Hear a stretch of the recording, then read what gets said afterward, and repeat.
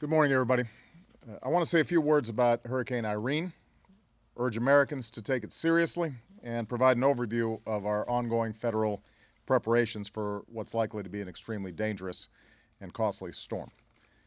I've just convened a conference call with senior members of my emergency response team and directed them to make sure that we are bringing all federal resources to bear and deploying them properly to cope not only with the storm but also its aftermath.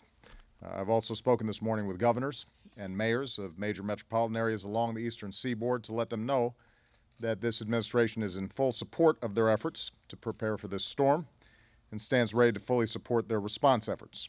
And we will continue to stay in close contact with them. I cannot stress this highly enough. If you are in the projected path of this hurricane, you have to take precautions now. Don't wait. Don't delay. We all hope for the best, but we have to be prepared for the worst. All of us have to take this storm seriously.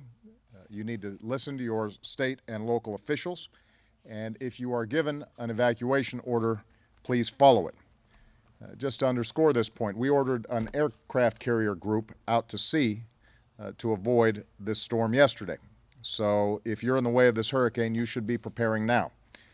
If you aren't sure how to prepare your families or your home or your business for a hurricane or any other emergency, then you can visit ready.gov, that's ready.gov, or listo.gov, that's listo.gov.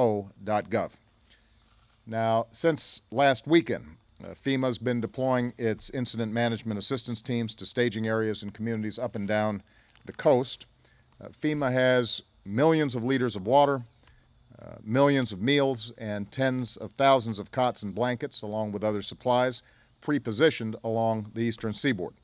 And the American Red Cross has already begun preparing shelters in North Carolina and other states. These resources are all being coordinated with our state and local partners, and they stand ready to be deployed as necessary. But again, if you are instructed to evacuate, please do so. It's going to take time for first responders to begin rescue operations and to get the resources we've pre-positioned to people in need.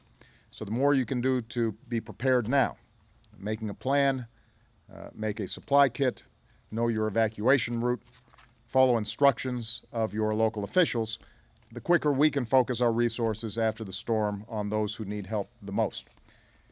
To sum up, all indications point to this being a historic hurricane. Although we can't predict with perfect certainty the impact of Irene over the next few days, the federal government has spent the better part of last week working closely with officials in communities that could be affected by this storm to see to it that we are prepared. So now's the time for residents of these communities in the hours that remain to do the same.